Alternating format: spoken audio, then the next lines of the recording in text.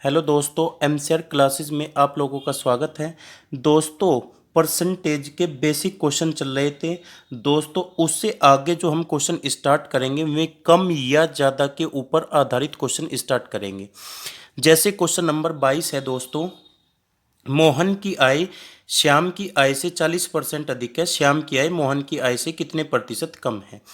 दोस्तों, इसने कहा कि मोहन की आय श्याम की आय से 40% अधिक है। दोस्तों, जितने भी हम क्वेश्चन करेंगे दोस्तों सारे रेशो से करेंगे। 40% का मान होता है दोस्तों कितना? 40% का मान होता है दोस्तों 2/5। अब दोस्तों क्वेश्चन ये उठता है कि इसमें कौन सी वैल्यू किसकी है। दोस्तों, दो आदमी हैं यहाँ पे, एक मोहन है और एक दोस्तों श्याम है।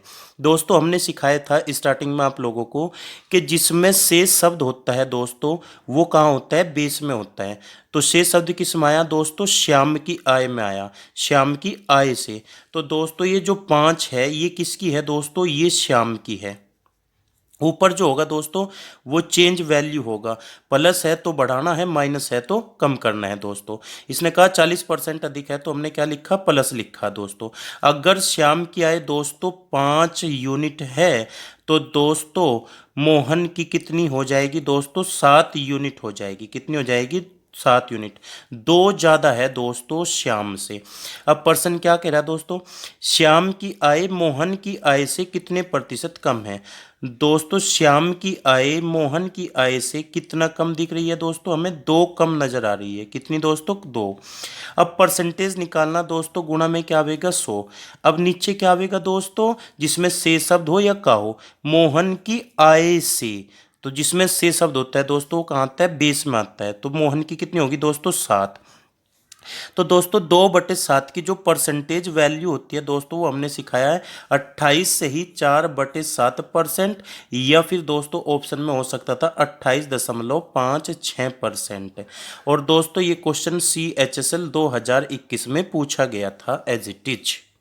क्वेश्चन नंबर 23, यदि ए का वेतन बी के वेतन से 60% अधिक है। दोस्तों, दो आदमी हैं, ए है और बी है। 60% का मान होता है दोस्तों 3/5। दोस्तों, हमने सिखाया है कि जिसमें से शब्द होगा वो कहाँ होगा दोस्तों? वो बेस में होगा। तो बेस में कितना है दोस्तों? 5 है। अगर दोस्तों बी का वेतन 5 है तो ए का वेतन कितना हो जाएगा दोस्तों? इससे 3 ज़्यादा कर दो, कितना हो जाएगा? 8 हो जाएगा। अब प्रश्न क्या कह रहा है दोस्तों? तो बी का वेतन ए के वेतन से कितना कम है?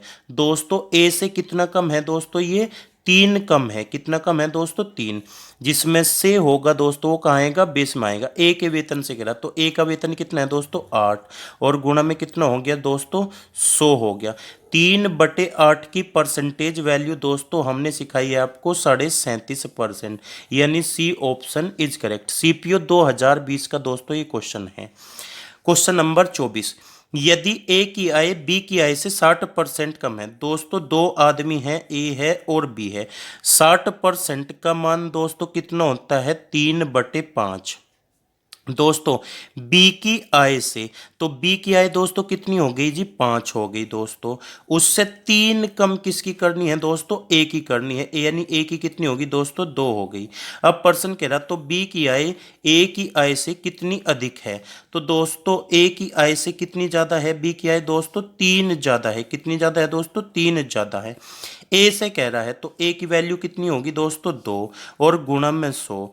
दोस्तों 3/2 की परसेंटेज वैल्यू कितनी होती है दोस्तों? 150% होती है। चाहो तो आप भाग कर लो दोस्तों, 2 से भाग करेंगे 50, 50 दिए 150%। दोस्तों CGL 2020 में ये क्वेश्चन पूछा गया था। क्वेश्चन नंबर 25 दोस्तों, सचिन की आय दिलीप की आय से 25% अधिक है। दोस्तों, एक सचिन है और एक कौन है दोस्तों? दिलीप है। प्रश्न कह रहा सचिन की आय दिलीप की आय से 25% अधिक है। 25% का मान होता है दोस्तों 1/4। नीचे कौन सा होता है दोस्तों? जो बेस होता है। बेस कौन सा है जी? दिलीप की आय से कह रहा। तो दिलीप की आय दोस्तों कितनी हो गई? 4 यूनिट हो गई। तो दोस्तों सचिन की कितनी हो गई जी? 5 यूनिट हो गई। 4 में 1 का चेंज कर दो, बढ़ा दो दोस्तों, कितना हो गया? 5 हो गया।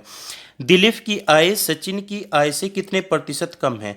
दोस्तों कितनी कम है दिलीप की आय सचिन की आय से, 1 कम है दोस्तों। और ये कह रहा सचिन से, तो सचिन कितना हो गया दोस्तों, 5 हो गया। और गुणा में कितना हो गया दोस्तों, 100। 1/5 की दोस्तों परसेंटेज वैल्यू कितनी होती है, 20% होती है दोस्तों। ये क्वेश्चन CHSL 2020 में पूछा गया था दोस्तों। क्वेश्चन नंबर 26 MTS 2019 में आया दोस्तों, अच्छा क्वेश्चन है। एक निश्चित संख्या के, दोस्तों निश्चित संख्या हमने n मान ली, क्या मान ली, निश्चित संख्या n है। एक निश्चित संख्या के 1/8 लिख दिया दोस्तों, 1/8 75%, 75% का मतलब कितना होता है, 3/4 होता है दोस्तों। का 66 से ही 2/3%, इसका मान कितना होता है दोस्तों, 2/3। कितना दे रखा दोस्तों, 179 दे रखा। कितना दे रखा दोस्तों, 179। इसने कहा दोस्तों किसी निश्चित संख्या के 1/8 के 75% के 66 से ही 2/3 का मान 179 है।